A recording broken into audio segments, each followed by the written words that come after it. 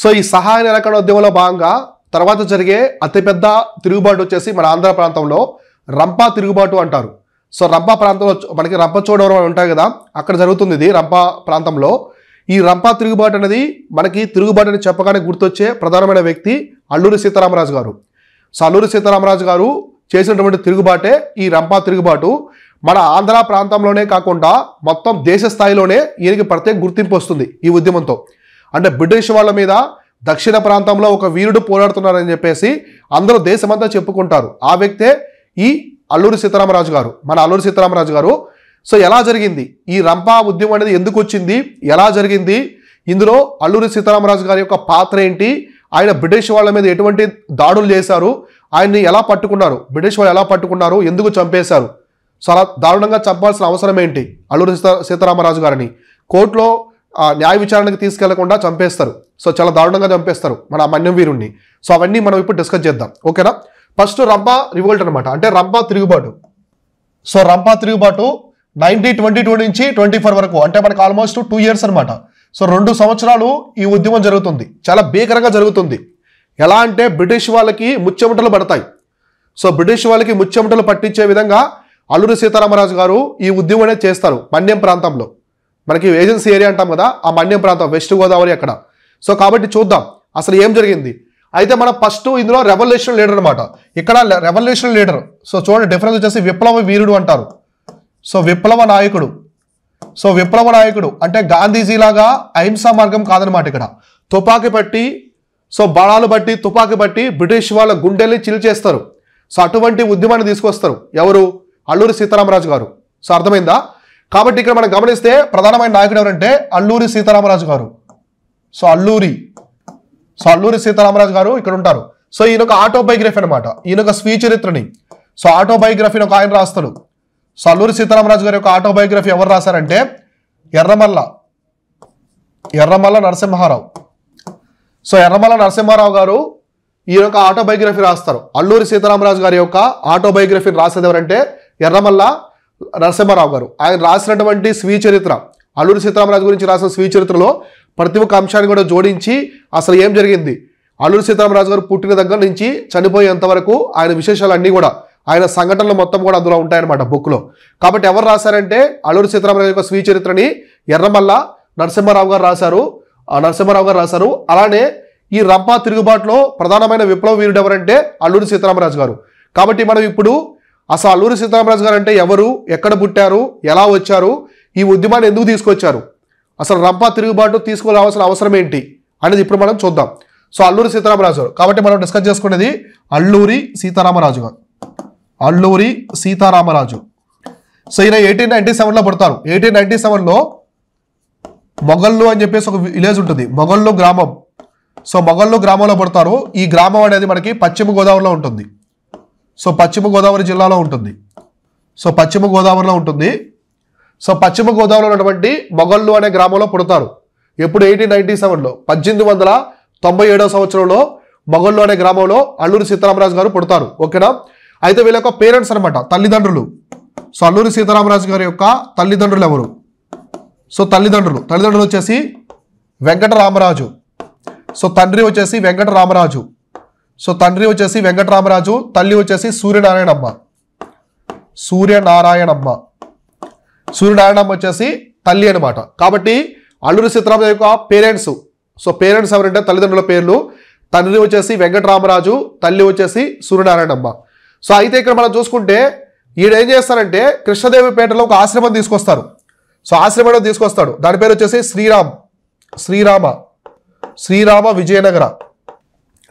విజయనగర ఆశ్రమం.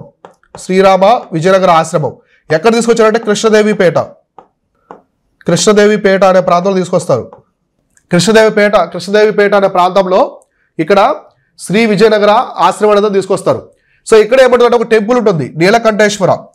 సో ఇక్కడ నీలకంఠేశ్వర టెంపుల్ ఉంటుంది.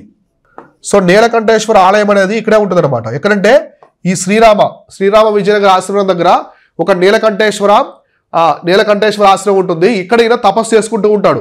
ఎవరు, అల్లూరి సీతారామరాజు గారు తపస్సు అనేది చేసుకుంటూ ఉంటారు. ఈ యొక్క మొత్తం ప్రాంతం మన్యం ఏజెన్సీ ఏరియా అనమాట. మొత్తం మన్యం ప్రాంతంలో చాలా మంది గిరిజనులు ఉంటారు. అనేవాళ్ళు అక్కడ జీవిస్తూ ఉంటారు. ఇంతవరకు అర్థమైంది కదా క్లియర్గా. సో ఆయన పుట్టిన ప్రాంతం కావచ్చు, అదొక అటవీ ప్రాంతం, చుట్టుపక్కల ప్రాంతము, మన Khammam reason, west Godavari, agency area ఉంది కదా మొత్తం వైజాగ్ వరకు, ఈ యొక్క ప్రాంతంలో ఈయన జీవిస్తూ ఉంటారనమాట. సో చాలా మంది తెగ ప్రజలు అంటే గిరిజనులు అనేవాళ్ళు అడవుల్లో కొండల మీద నివసిస్తూ ఉంటారు. చాలా ప్రశాంతంగా జీవిస్తూ ఉంటారు. చాలా ప్రశాంతంగా వాళ్ళైతే జీవిస్తూ ఉంటారు అనమాట. అయితే కొంతకాలం తర్వాత కొంతకాలానికి అక్కడ కొంతమంది కలిసి సంతానం పిల్ల అని చెప్పేసి ఒక పర్సను, అక్కడ తహసీల్దారు, వీళ్ళందరూ కలిసి ఈ యొక్క గిరిజనులకి చాలా దారుణంగా అన్యాయం చేస్తారు అనమాట. ఎందుకంటే ఇక్కడ చూస్తే ప్రధానమైన కారణం వేజెస్ అనమాట. ఇక్కడ wages of the tribes in the forest reason, అటవీ ప్రాంతం. సో ఈ ట్రైబల్స్ ఉండేది, గిరిజనులు ఉండేది మొత్తం కూడా అటవీ ప్రాంతం. ఈ అటవీ ప్రాంతంలో ఉన్నటువంటి తెగ ప్రజలు, సో వీళ్ళంతా కూడా తెగ ప్రజలు, గిరిజనులు అంటాం కదా. సో తెగ ప్రజలు అంటే గిరిజనులు. సో గిరిజనులు అనమాట. పాపం వీళ్ళు అమాయక ప్రజలు. సో గిరిజనులు అమాయక ప్రజలు. వాళ్ళ చేత పని చేయించుకొని వాళ్ళకి ఇవ్వాల్సినటువంటి కూలి కంటే కూడా చాలా తక్కువ ఇస్తారు. సగానికి పైగా కోసేసి వీళ్ళు తినేస్తారు. సంతానం పిల్లయ్యని చెప్పేసి ఒక పర్సను, అలానే తహసీల్దారు, అక్కడ ఉన్నప్పుడు ఒక తహసీల్దారు, ఇద్దరు కలిసి తినేసి, అంటే ప్రభుత్వం ఇచ్చే డబ్బు కంటే తినేసి వీళ్ళు ఏం చేస్తారు, వాళ్ళకి చాలా తక్కువ జీతానికి తక్కువ కూలీలు ఇస్తారనమాట. సో దానికి వాళ్ళ పని ఎక్కువ, కూలీ తక్కువ. ఇలా ప్రభుత్వం, బ్రిటిష్ ప్రభుత్వం అనేది దోచుకుంటూ ఉంటుంది. బ్రిటిష్ ప్రభుత్వం అనేది దోచుకుంటుంది ఎవరిని, ఈ యొక్క కూలీ అనమాట. కూలీ అనేది ఇవ్వాల్సిన దానికంటే ఇవ్వకుండా అవినీతి చేస్తారు. సో అవినీతి చేసి వాళ్ళకి ఇవ్వాల్సిన డబ్బు ఇవ్వకుండా దోచుకుంటారనమాట. అలానే కాకుండా ఈ గిరిజనులు ఉండే ప్రాంతం మీద బ్రిటిష్ వాళ్ళ యొక్క పెత్తనం చెలాయిస్తారు. పెత్తనం చెలాయించి వాళ్ళ యొక్క కార్యకలాపాలలో వేలు పెట్టడం బ్రిటిష్ వాళ్ళు. కాబట్టి గిరిజనుల్ని చాలా డిస్టర్బ్ చేస్తారు. అమాయకమైనటువంటి గిరిజనుల్ని మోసం చేస్తారు. అవినీతి డబ్బుని తినేస్తారు. వాళ్ళ కోసం ఇవ్వాల్సినటువంటి కూలీలని తినేస్తారు. సో ఇలా జరుగుతూ ఉంటుంది. ఇలా జరిగే క్రమంలో ఆ యొక్క అరాచకాలను చూడలేకపోతారు అల్లూరి సీతారామరాజు గారు. అరాచకాలు చూడలేక ఆయన ఉద్యమిస్తారు. వాళ్ళ తరపున అమాయకమైన గిరిజనులని మోసం చేస్తున్నారు, వాళ్ళకి పని చేయించుకొని వాళ్ళకి కావాల్సిన కూలీ ఇవ్వట్లేదు, అలానే వాళ్ళ మీద చాలా చట్టాలు పెట్టి వాళ్ళని హింసకు దారి తీస్తున్నారని చెప్పేసి తొక్కేస్తున్నారు. గిరిజనుల్ని వాళ్ళ జీవితాన్ని తొక్కేస్తున్నారని చెప్పేసి అక్కడ రక్తం మరిగిపోతుంది అల్లూరి సీతారామరాజు గారికి. సో అల్లూరి సీతారామరాజు గారికి రక్తం మరిగిపోయి ఉద్యమిస్తారు, వాళ్ళ మీద ఉద్యమిస్తారు అనమాట. కాబట్టి ప్రధాన కారణం ఏంటంటే, సో అల్లూరి సీతారామరాజు గారు ఎందుకు బ్రిటిష్ ప్రభుత్వం మీద ఉద్యమించడానికి ప్రధాన కారణం ఇదే అనమాట. సో గిరిజనుల మీద జరిగే హింసాత్మక కార్యక్రమాలు. సో వాళ్ళకి సరైన కూలీ ఇవ్వరు. ఒకవేళ కూలీ అడిగినా కూడా వాళ్ళ మీద కొట్టి దాడి చేసి చాలా దారుణంగా కొడతారు. సో దారుణంగా హింసిస్తారు గిరిజనుల్ని. సో గిరిజనుల తరపున పోరాడిన నాయకుడే మన్యం వీరుడు మన అల్లూరి సీతారామరాజు గారు. అయితే అల్లూరి సీతారామరాజు గారు ఈయన 1920లో 1920లో కలకత్తా సమావేశం జరుగుతుంది, కాంగ్రెస్ సమావేశం, కలకత్తా సమావేశం. సో కలకత్తా సమావేశానికి హాజరయ్యి, సో ఇక్కడ కొంతమంది చెప్తారు కలకత్తా సమావేశానికి హాజరయ్యి ఇక్కడి నుంచి ఢాకా వెళ్తారు. సో ఢాకా ఎక్కడుంది, బంగ్లాదేశ్. ఢాకా ఎందుకు వెళ్ళారంటే అప్పట్లో అక్కడ రెవల్యూషనరీ యాక్టివిటీస్ జరుగుతూ ఉంటాయి. రెవల్యూషనరీ యాక్టివిటీస్ అనమాట, అంటే విప్లవాత్మక కార్యక్రమాలు, విప్లవాత్మక. సో బెంగాల్ రీజియన్లో అప్పటికే విప్లవాత్మక కార్యకలాపాలు జరుగుతూ ఉంటాయి, కార్యకలాపాలు. సో కాబట్టి ఈ యొక్క విప్లవకారులతో కలిసి ఆయన చాలా తుపాకులు అంటే ఆయుధ సామాగ్రి అన్ని కూడా ఈ మన్యం ప్రాంతానికి తీసుకొచ్చారని చెప్పేసి కొంతమంది చెప్తూ ఉంటారు. సో కొంతమంది ఇన్వెస్టిగేషన్లు చెప్పారని చెప్పేసి మన బుక్స్లో ఉందన్నమాట. సో ఇలా ఈ యొక్క కలకత్తా సమావేశానికి అటెండ్ అయ్యి, సో ఈ కలకత్తా సమావేశం కంటే ముందే బ్రిటిష్ వాళ్ళతో పోరాడతాడు. సో గిరిజనుల తరపున బ్రిటిష్ వాళ్ళతో పోరాడటమే కాకుండా ఇక్కడ ఈ కలకత్తా సమావేశానికి అటెండ్ అవుతారు. 1920లో అటెండ్ అయ్యి అక్కడి నుంచి ఢాకా వెళ్ళి, ఢాకాలో మన వీళ్ళు ఉంటారు కదా విప్లవకారులు, మన భారతదేశం కోసం స్వాతంత్రం కోసం పనిచేసే విప్లవకారుల దగ్గర నుంచి కొంత ఆయుధ సామాగ్రిని తీసుకొని మళ్ళీ ఈ ప్రాంతానికి వచ్చారని చెప్పేసి చెప్తుంటారు ఇన్వెస్టిగేషన్లో. సో ఇలా జరుగుతుంది. కాబట్టి ఇక్కడి నుంచి ఇలా విప్లవాత్మక కార్యక్రమాలు మొదలు పెడతాడు. విప్లవ కార్యక్రమాలు మొదలు పెడతారు ఎవరు, అల్లూరి సీతారామరాజు గారు. అల్లూరి సీతారామరాజు గారు విప్లవ కార్యక్రమాలు మొదలుపెట్టే ప్రాంతంలో కొంతమంది నాయకులు ఉంటారు ఈయనకి. సో ఆయన కింద పనిచేసే నాయకులు, సో అల్లూరి సీతారామరాజు కింద పనిచేసే నాయకులు ఎవరంటే, ఒకరు వచ్చేసి పట్టణపాల. చూడండి ఇక్కడ పట్టణపాల విలేజ్. సో పట్టణపాల ఆ ప్రాంతంలో, సో పట్టణపాల అనే గ్రామంలో నాయకుడు ఎవరుంటారంటే గంటదొర. సో వీళ్ళంతా అల్లూరి సీతారామరాజు యొక్క అనుచరులు. సో గంటదొర, ఇంకో వ్యక్తి వచ్చేసి మల్లుదొర. సో గంటదొర, మల్లుదొర అనే వాళ్ళు ఈ పట్టణపాల గ్రామంలో అల్లూరి సీతారామరాజు యొక్క విప్లవ కార్యక్రమాలకి నాయకులు. అంటే ఇప్పుడు ఆ ప్రాంతం అంతా కూడా, ఆ అటవీ ప్రాంతం, ఏజెన్సీ ప్రాంతం అంతా కూడా అల్లూరి సీతారామరాజు గారు ఒక పెద్ద విప్లవం తీసుకొస్తారు. బ్రిటిష్ వాళ్ళకి అగెనెస్ట్గా పోరాడుతూ ఉంటారు. సో పోరాడుతూ వ్యతిరేక ఉద్యమం చేస్తారు. రంపా రివోల్ట్ అంటారు దీన్ని. ఆ ఉద్యమంలో ఆయన కింద పనిచేసే నాయకులు ఏ ప్రాంతం నుంచి ఎవరు నాయకులు ఉన్నారంటే పట్టణపల్ల గ్రామం నుంచి గంటదొర, మల్లుదొర, కోయగూడెం, నెక్స్ట్ వచ్చేసి కోయగూడెం. సో కోయగూడెం అనే ప్రాంతం నుంచి వీరయ్య దొర. సో కోయగూడెం అనే ప్రాంతం నుంచి వీరయ్య దొర అనే వ్యక్తి. సో వీరయ్య దొర అనే వ్యక్తి ఉంటాడు. నెక్స్ట్ వచ్చేసి పెదవలస. సో పెదవలస అనే ప్రాంతం నుంచి ఎండు పాదాలు. సో ఈయన పేరు వచ్చేసి అదే అనమాట, ఎండు పాదాలు. సో ఎండు పాదాలు అనే వ్యక్తి ఉంటారనమాట. సో నెక్స్ట్ మనకి మన్యం రీజన్, మన్యం ప్రాంతం. సో మొత్తం ఫారెస్ట్ కదా ఈ మన్యం ప్రాంతం. సో మన్యం ప్రాంతం అంతా కూడా మనకి ఇక్కడ చూసుకుంటే లీడర్లు వచ్చేసి సత్యరాజు. సో ఫస్ట్ పర్సన్ వచ్చేసి సత్యరాజు. నెక్స్ట్ వచ్చేసి గోకిరి ఎర్రేసు. నెక్స్ట్ వచ్చేసి ఏరేసు. నెక్స్ట్ వచ్చేసి గోవిందు. ఇలాంటి నాయకులు, వీళ్ళంతా కూడా నాయకులు అనమాట. అల్లూరి సీతారామరాజు గారి యొక్క అనుచరులు, చాలా నమ్మకస్తులు. వీళ్ళంతా కూడా పోరాడతారు. అల్లూరి సీతారామరాజుతో కలిసి ఒక్కో ప్రాంతం నుంచి వీళ్ళు నాయకులుగా ఉంటారు. వీళ్ళందరికీ హెడ్గా ఎవరు ఉంటారంటే అల్లూరి సీతారామరాజు గారు నాయకుడిగా ఉండి ముందుకు నడిపిస్తారు. సో ఇలా వీళ్ళు ఒక పెద్ద కూటమిగా ఏర్పడతారు. ఏర్పడి బ్రిటిష్ వాళ్ళ మీద దాడులు చేస్తుంటారు. ఒక గ్రూప్గా ఏర్పడి ఒక ఉద్యమిస్తూ ఉంటారు.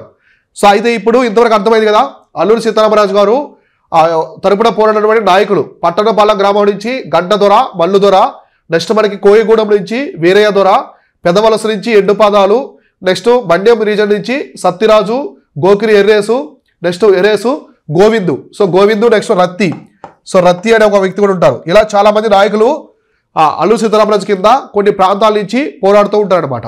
సో ఇలా వీళ్ళు ఒక ఉద్యమాన్ని మొదలు పెడతారు. సో ఇక్కడ మనం గమనిస్తే ట్రైబల్ కమాండరు, ఇందులో ట్రైబల్స్ మొత్తానికి అంటే గిరిజన నాయకుడు. సో గిరిజనుల మొత్తాన్ని కూడా తీసుకొచ్చే సేనాని అనమాట నాయకుడు. గిరిజన నాయకుడు అంటే సేనాని, గిరిజన ప్రజల యొక్క సేనాని. సో వాళ్ళందరికీ నాయకత్వం ఇచ్చేది యుద్ధంలో ఎవరంటే గంటదొర. సో గంటదొర వచ్చేసి ట్రైబల్ మొత్తానికి నాయకత్వం వహిస్తారు ఈ ఉద్యమంలో. So body guard of the Alluri అంటే అల్లూరి సీతారామరాజు యొక్క అంగరక్షకుడు. అల్లూరి యొక్క అంగరక్షకుడు ఎవరంటే మల్లుదొర. అంటే అల్లూరి సీతారామరాజుని కాపాడుతూ ఉంటారు ఈయన. అంటే ఉద్యమించేటప్పుడు ఆయన మీద ఎటువంటి దాడులు జరగకుండా ఈయన చూసుకుంటూ ఉంటారు. బాడీ గార్డ్ అంటాం కదా, అంగరక్షకుడు. సో కాబట్టి ఇక్కడ మొత్తం ఈ యొక్క గిరిజనుల యొక్క మొత్తాన్ని ఉద్యమంలో తీసుకొచ్చిన నాయకుడు ఎవరంటే గంటదొర. అంటే ఇక గిరిజనుల మొత్తాన్ని విప్లవ కార్యక్రమంలో గిరిజనులకి సేనాని అనమాట, కమాండరు. సో ఆర్మీ కమాండర్ అంటాం కదా. సేనాని అంటే సైన్యం ఉంటుంది, ముందు నడిపిస్తాడు. కాబట్టి గిరిజనుల మొత్తాన్ని ఉద్యమంలో నడిపించింది ఎవరంటే గంటదొర. అలానే అల్లూరి సీతారామరాజు గారి యొక్క అంగరక్షకుడు. సో అంగరక్షకుడు ఎవరంటే మల్లుదొర అనమాట. ఈ విధంగా ఉద్యమంలోకి వీళ్ళైతే ఎంటర్ అయ్యి ఉద్యమం చాలా పెద్ద మొత్తంలో చేస్తూ ఉంటారు. వీళ్ళు ఎటువంటి దాడులు చేశారు? సో అల్లూరి గారు ఎటువంటి దాడులు, బ్రిటిష్ వాళ్ళ మీద ఎటువంటి దాడులు చేశారనే చూద్దాం. సో ఫస్ట్ దాడి అనమాట, మొదటి పోలీస్ స్టేషన్ వీళ్ళు దాడి చేసినటువంటి మొదటి పోలీస్ స్టేషన్. సో మొదటి పోలీస్ స్టేషన్ అనమాట. సో మొదటి పోలీస్ స్టేషన్ చూసుకుంటే చింతపల్లి. కాబట్టి ఇంపార్టెంట్ ఇది, చింతపల్లి. సో అల్లూరి సీతారామరాజు గారు దాడి చేసిన మొట్టమొదటి పోలీస్ స్టేషన్ అంటే చింతపల్లి. 1922 ఆగస్టు 22వ తేదీన 1922 ఆగస్టు 22 ఆగస్ట్ 22 1922 ఫస్ట్ వీళ్ళు చింతపల్లి అనే పోలీస్ స్టేషన్ మీద దాడి చేస్తారు. దాడి చేసి అక్కడ మొత్తాన్ని కూడా వాళ్ళని చెదరగొట్టి ఆయుధాలు మొత్తం తీసుకెళ్ళిపోతారు. సో పోలీస్ స్టేషన్ మీద దాడి చేసి అక్కడ మొత్తాన్ని అందరిని కూడా చంపేసి పోలీస్ అధికారుల్ని అక్కడి నుంచి ఆయుధాలు తీసుకెళ్ళిపోతారు. ఇలా బ్రిటిష్ వాళ్ళకి తెలుస్తుంది. అయితే బ్రిటిష్ వాళ్ళకి తెలిసే లోపే వీళ్ళు అల్లూరి సీతారామరాజు గారు ఇమ్మీడియట్ అటాక్స్ అనమాట, ఫ్రీక్వెంట్ అటాక్స్, దగ్గర అటాక్ చేస్తారు. చూడండి, ఇప్పుడు చింతపల్లి పోలీస్ స్టేషన్ని ఆగస్టు 22వ తేదీన అటాక్ చేశారు. మళ్ళీ ఆగస్టు 23, ఆగస్టు 24 ఇలా second police station.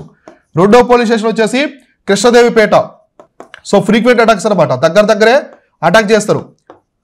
So August 23న కృష్ణదేవిపేట థర్డ్ పోలీస్ స్టేషను. మళ్ళీ ఆగస్టు 24వ తేదీన Rajavommangi. So Rajavommangi police station. ఇట్లా వరుసగా 3 దాడులు చేస్తారు. 3 పోలీస్ స్టేషన్స్ మీద వీళ్ళైతే దాడులు చేస్తారు. దాడులు చేసి అక్కడి నుంచి వాళ్ళంతా చెదరగొట్టి, పోలీసులు మొత్తాన్ని చెదరగొట్టి అడ్డు వచ్చి వాళ్ళని చంపేసి మొత్తం బ్రిటిష్ వాళ్ళని ఈ యొక్క ఏం తీసుకెళ్ళిపోతారు, గన్స్ అనమాట, వెపన్స్ అనేది తీసుకెళ్ళిపోతారు. వెపన్స్ అన్ని కూడా దోపిడీ చేసి తీసుకెళ్ళిపోతారు. ఇలా బ్రిటిష్ వాళ్ళని చాలా చిన్నాభిన్నం చేస్తారు అల్లూరి సీతారామరాజు గారు, అలానే వాళ్ళ యొక్క అనుచరుడు. అయితే మద్రాసు ప్రభుత్వానికి తెలుస్తుంది ఇలా రంపా ప్రాంతంలో ఒక పెద్ద తిరుగుబాటు మొదలైంది, దాన్ని ఎవరు అణచివేయలేకున్నారు, మన పోలీసుల వల్ల కావట్లేదు, వాళ్ళు పోలీస్ స్టేషన్ల మీద దాడులు చేసి అందరిని చంపేసి ఆయుధాలు తీసుకెళ్ళిపోతున్నారని చెప్పేసి మద్రాసులో ఉండే బ్రిటిష్ ప్రభుత్వం మీద ఒక పెద్ద అలజడి మొదలవుతుంది.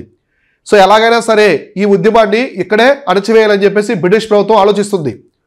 సో ఉద్యమం అనేది ఈ రంపా ప్రాంతంలో చాలా పెద్దగా జరుగుతూ ఉంటుంది. ఉద్యమం అనేది చాలా పెద్ద స్థాయిలో జరుగుతూ ఉంటుంది. సో అందుమీద పెద్ద స్థాయిలో జరుగుతూ ఉంటుంది.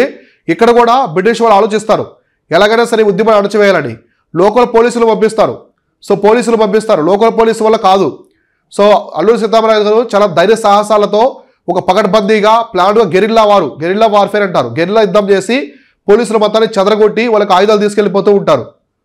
సో బ్రిటిష్ వాళ్ళ వల్ల కాదనమాట, లోకల్ పోలీసుల వల్ల కాదు. ఇప్పుడు బ్రిటిష్ వాళ్ళు ఏం చేస్తారంటే ఎలాగైనా సరే ఈ విప్లవాన్ని అణచివేయాలని చెప్పేసి కొన్ని రిజర్వ్ పోలీసులు పంపిస్తారు. ఈ మన్యం రివాల్ట్ని, సో మన్యం తిరుగుబాటు, ఈ మన్యం తిరుగుబాటు ఎలాగ అణచివేయాలని చెప్పేసి కొంతమంది రిజర్వ్ పోలీసుల్ని, సో రిజర్వ్ పోలీసులు పంపిస్తుంది. ఆ పోలీసులు ఎవరంటే ఒక అతను వచ్చేసి ట్రైమెన్ హోరు, నెక్స్ట్ స్కాట్ కవర్ట్, నెక్స్ట్ హైదర్ వీళ్ళు పంపిస్తాడు. రిజర్వ్ పోలీస్ అనమాట వీళ్ళంతా కూడా, రిజర్వ్ పోలీస్ దళాలు పంపిస్తారు. అయితే వీళ్ళందరూ పంపించినా కూడా అల్లూరి సీతారామరాజు అడ్డుకోలేకపోతారు. ఆయన చాలా ధైర్య సాహసాలతో పకడ్బందీగా అటాకులు చేస్తారు. అయితే వీళ్ళందరూ మొత్తాన్ని పంజేరీ ఘాట్ అనే ప్రాంతంలో, సో ఎక్కడ జరుగుతుందంటే ఈ మధ్య యుద్ధం పంజేరీ ఘాట్ అనే ప్రాంతంలో వీళ్ళు మొత్తాన్ని కూడా అల్లూరి సీతారామరాజు చిత్తుగా ఓడిస్తాడు. సో అల్లూరి గారు గెలుస్తారు, వీళ్ళంతా ఓడిపోతారు. సో వీళ్ళు మొత్తాన్ని రిజర్వ్ పోలీసులో పంపించినటువంటి ఈ యొక్క హోర్ని, కవర్టు, హైదర్ని అల్లూరి ఆయన యొక్క సేనలు, ఆయన యొక్క విప్లవకారులు చాలా చిత్తుగా ఓడిస్తారు. సో దీంతో బ్రిటిష్ ప్రభుత్వానికి అర్థమైపోద్ది, సో అల్లూరి సీతారామరాజు గారు చాలా పెద్ద ఎత్తున పోరాడుతున్నారు, మన రిజర్వ్ పోలీస్ దళాలు తట్టుకోలేకపోయాయి అని చెప్పేసి వీళ్ళు ఆలోచిస్తారు. సో ఇటువంటి తరుణంలో ఈసారి వీళ్ళు మలబార్ ఫోర్స్ పంపిస్తారు, మలబార్ దళాన్ని. సో బ్రిటిష్ వాళ్ళు ఈసారి మలబారు దళం, సో ఈ యొక్క అల్లూరి సీతారామరాజు మీద దాడి చేసింది మలబార్ దళం. అయితే మలబారు దళం మాత్రం గెలుస్తుంది. ఎవరి మీద? అల్లూరి సీతారామరాజుని ఓడిస్తారు. అయితే ఆయన ఏం చేస్తారంటే అక్కడి నుంచి పారిపోతారు, చాలా తెలివిగా వాళ్ళకి దొరకకుండా పారిపోయి అజ్ఞాతంలోకి వెళ్ళిపోతారు. ఎవరు? అల్లూరి సీతారామరాజు గారు. కాబట్టి మలబారు దళం ఎప్పుడైతే వీరిని ఓడించిందో ఇమీడియట్గా అజ్ఞాతవాసంలోకి వెళ్ళిపోతాడు. అజ్ఞాతవాసంలోకి వెళ్ళి మళ్ళీ వస్తారు, మళ్ళీ వచ్చి దాడి మొదలు పెడతాడు. అంటే అజ్ఞాతవాసం కనిపించడు, కానీ దాడులు చేస్తుంటారు. బ్రిటిష్ ప్రభుత్వం మీద దాడులు చేస్తూ ఉంటారు. ఎప్పుడు జరుగుతుంటాయో తెలియదు అనమాట, ఎవరికి తెలియదు. అటువంటి దాడులనే చేస్తూ ఉంటారు. కాబట్టి ఇలా జరుగుతూ ఉంటుంది. కాబట్టి ఈసారి బ్రిటిష్ వాళ్ళు ఏం చేస్తారంటే మలబార్ ఫోర్స్ వాళ్ళైతే ఓడించారు, కానీ పట్టుకోలేకపోయారు, అల్లూరి సీతారామరాజును పట్టుకోలేకపోయారు అని చెప్పేసి ఈసారి వీళ్ళు రెండో దళాన్ని తీసుకొస్తారు. కాబట్టి వీళ్ళు తీసుకొచ్చిన మొదటి దళం, సో మొదటి దళం వచ్చేసి మలబార్ అనేది ఫస్ట్ దళం అనమాట, మొదటి దళం. ఈసారి వీళ్ళు రెండో ఫోర్స్ తీసుకొస్తారు. ఈ సెకండ్ ఫోర్స్ ఎవరంటే అస్సాం రైఫిల్స్ అనమాట. వీళ్ళు చాలా powerful. So Assam rifles, so ఎప్పుడు కూడా ఉంటారు మనకి అస్సాం రైఫిల్స్ ఇండియన్ ఆర్మీలో. సో అస్సాం రైఫిల్స్ అనే మన ఒక ఫోర్స్ అనమాట, ఇది central government force, armed force మన ఇండియాలో. సో అస్సాం రైఫిల్స్ అనేవాళ్ళు మన దేశంలోనే ప్రాచీన దళం. సో మన దేశంలో తయారు చేసినటువంటి ప్రాచీన దళం అనమాట ఇది. మనకు BSF, CRPF, CASF ఇలా ఉంటాయి కదా, అలా అస్సాం రైఫిల్స్ అనేది మన దేశంలోనే పురాతనమైన దళం అనమాట. వీళ్ళని దించుతారు. సో వీళ్ళు చాలా కొత్త వ్యక్తులు, అలానే చాలా అడ్వాన్స్డ్గా ఉంటారు అనమాట వీళ్ళు. అస్సాం రైఫిల్స్ ఇప్పటికి కూడా ఉంటారు మనకి. సో మనకి బంగ్లాదేశ్ బోర్డర్ ఇక్కడంతా కూడా BSFకి హెల్ప్ చేస్తూ ఉంటారు అస్సాం రైఫిల్స్ అనేవాళ్ళు. కాబట్టి ఈసారి అస్సాం రైఫిల్స్ అయితే వీళ్ళు దించుతారనమాట. వీళ్ళు ఏం చేస్తారంటే దాడి చేస్తారు. వీళ్ళు ఎవరి మీద దాడి చేస్తారు? ఈ యొక్క అల్లూరి సీతారామరాజు గారు వాళ్ళకి అనుచరుల మీద దాడి చేస్తారు. దాడి చేసిన తర్వాత సో ఫైనల్గా అన్నవరం, సో ఇక్కడ అన్నవరం అనే ప్రాంతాన్ని, అన్నవరం పోలీస్ స్టేషన్ని అటాక్ చేస్తారు. ఎవరు? అల్లూరి సీతారామరాజు గారు, అలానే వాళ్ళకి అనుచరులు. సో అల్లూరి సీతారామరాజు గారు అలానే వాళ్ళకి అనుచరులు కలిసి అన్నవరం పోలీస్ స్టేషన్, ఇప్పుడు మనకి అన్నవరం ఉంది కదా, అన్నవరం పోలీస్ స్టేషన్ మీద దాడి చేస్తారు. దాడి చేసినప్పుడు అస్సాం రైఫిల్స్ ఆ రెక్కి వేసి ఉంటారు, అక్కడ రెక్కి వేసి పట్టుకుంటారు ఈసారి. అయితే ఎవరిని పట్టుకుంటారంటే మల్లుదొరను పట్టుకుంటారు. సో మల్లుదొర ఎవరు? సో మల్లుదొర వచ్చేసి అల్లూరి సీతారామరాజు గారి యొక్క అంగరక్షకుడు, బాడీ గార్డ్ అనమాట. సో బాడీ గార్డ్ని అయితే అరెస్ట్ చేస్తారనమాట.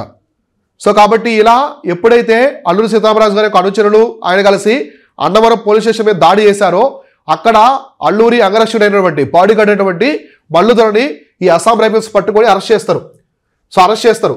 తర్వాత ఇక్కడ ఈ యొక్క ఇక్కడే మనకి అరెస్ట్ చేసి అల్లూరి సీతారామరాజు కూడా పట్టుకుంటారు. అల్లూరి సీతారామరాజు కూడా పట్టుకొని ఇక్కడ ఉన్నటువంటి పోలీస్ ఆఫీసర్, పోలీస్ అధికారి, ఈ టైంలో ఉన్నటువంటి పోలీస్ అధికారి, సో బ్రిటిష్ వాళ్ళ యొక్క పోలీస్ అధికారి, పెద్ద అధికారి ఎవరంటే ఇక్కడ ఈ టైంలో పట్టుకున్న టైంలో అల్లూరి సీతారామరాజు పట్టుకున్న టైంలో రోథర్ఫోర్డ్ అనమాట. రోథర్ఫోర్డ్. సో రోథర్ఫోర్డ్ అనే అతను పోలీస్ అధికారి అనమాట.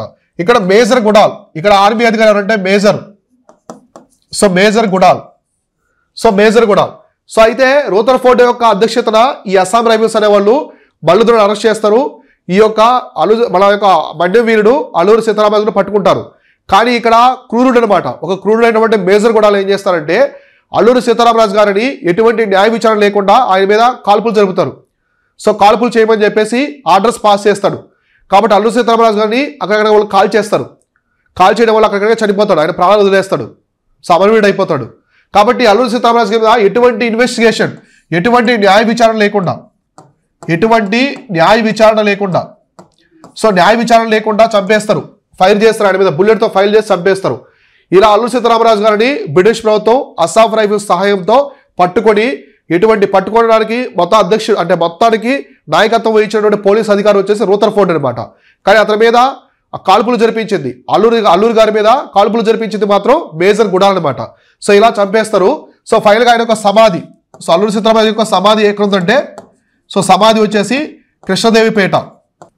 సో కృష్ణదేవిపేట అనే ప్రాంతంలో ఈయన యొక్క సమాధి అనమాట. మే 8, సో మే 8, 1924 సంవత్సరంలో ఆయన్ని సమాధి చేస్తారు. సో ఆ సమాధి వచ్చేసి ఎక్కడ ఉందంటే కృష్ణదేవిపేటలో ఉంటుంది. ఇలా అల్లూరి సీతారామరాజు గారు బ్రిటిష్ వాళ్ళ మీద చాలా పోరాడతారు. సో మన్యం దొర అంటాం మనం, మన్యం వీరుడు అంటాం. సో మన్యం వీరుడు అల్లూరి సీతారామరాజు అంటాం. ఇప్పటికీ తెలుగు వాళ్ళ యొక్క హృదయాల్లో నిలిచిపోయాడు. సో ఒక పెద్ద విప్లవం తీసుకొచ్చాడు, బ్రిటిష్ వాళ్ళకి ఎగరెస్ట్గా పోరాడారు. ఒక ఆంధ్ర ప్రాంతానికి పరిమితం కాలేదు, దేశ స్థాయిలో ఆయన గొప్ప పేరు తెచ్చుకున్నాడు. సో అప్పట్లో అల్లూరి సీతారామరాజును పట్టుకుంటే బ్రిటిష్ వాళ్ళు చాలా పెద్ద మొత్తంలో డబ్బు ఇస్తాము, నగదిస్తామని కూడా దేశమంతా అంటించారు పోస్టర్లు. అంత గొప్ప వ్యక్తి మన అల్లూరి సీతారామరాజు గారు. సో అర్థమైందా? ఇలా ఆయన యొక్క ప్రయాణం అనేది ముగిసిపోతుంది అనమాట. అయితే ఫైనల్గా మల్లుదొర, సో మనం చెప్పాం కదా అల్లూరి సీతారామరాజు యొక్క అంగరక్షకుడు మల్లుదొర. సో మల్లుదొర మళ్ళీ స్వాతంత్రం వచ్చిన తర్వాత 1952 ఎలక్షన్స్లో పోటీ చేసి కేంద్ర శాసనసభకు అంటే లోక్సభకు ఎన్నికవుతారు. ఎవరు? అల్లూరి సీతారామరాజు యొక్క అంగరక్షకుడైనటువంటి మల్లుదొర స్వాతంత్రం వచ్చిన తర్వాత మన దేశంలో మొట్టమొదటి ఎలక్షన్స్ జరుగుతాయి. ఆ ఎలక్షన్స్లో ఆయన పోటీ చేసి కేంద్ర శాసనసభకి అంటే లోక్సభకి ఎన్నికవుతారు, ఎంపీగా గెలుస్తారు ఆ ప్రాంతం నుంచి. సో ఇలా అల్లూరి సీతారామరాజు గారి యొక్క ప్రయాణం అనేది ఈ రంపా తిరుగుబాటులో అర్థమైపోతుంది. సో అర్థమైంది. ఇలా పోరాడినటువంటి గొప్ప వ్యక్తి ఈ అల్లూరి సీతారామరాజు గారు. సో కాబట్టి ఇదంతా ఎప్పుడు జరిగిందంటే సహాయ నిరాకరణ ఉద్యమం జరిగేటప్పుడు, సహాయ నిరాకరణ ఉద్యమ కాలంలో ఇవన్నీ ఆంధ్రాలో జరిగిన పెద్ద పెద్ద సంఘటనలు ఏమేమి జరిగాయి? ఒకటి మనకి చీరాల పేరల ఉద్యమము, పలనాడు పొల్లరి ఉద్యమము, పెదనందిపాడు పనుల నిరాకరణ ఉద్యమం, తర్వాత రంపా తిరుగుబాటు. సో ఇవన్నీ కూడా నాన్ కోఆపరేషన్ మూవ్మెంట్ అంటే సహాయ నిరాకరణ ఉద్యమం జరిగే క్రమంలో జరిగిన అతిపెద్ద ఉద్యమాలుగా మనం చెప్పుకోవచ్చు అనమాట. ఓకేనా? సో ఇది ఓవరాల్గా మన ఆంధ్ర ప్రాంతంలో జరిగినటువంటి సహాయ నిరాకరణ ఉద్యమంలో జరిగిన పెద్ద సంఘటనలు. ఓకేనా? సో దీంతో ఈ క్లాస్లో ఎండ్ చేద్దాము. నెక్స్ట్ క్లాస్లో మనము ఇంకా జాతీయోద్యమం ఎలా జరిగింది, సో ఆంధ్ర ప్రాంతంలో జాతీయోద్యమం ఎలా జరిగింది, స్వరాజ్య పార్టీలు ఆవిర్భవిస్తాయి అనమాట, కొత్త పార్టీలు పుట్టుకొస్తాయి, సైమన్ కమిషన్ వస్తుంది. సో ఇవన్నీ కూడా తర్వాత క్లాస్లో మనం క్లారిటీగా డిస్కస్ చేసుకుందాం. Thank you so much.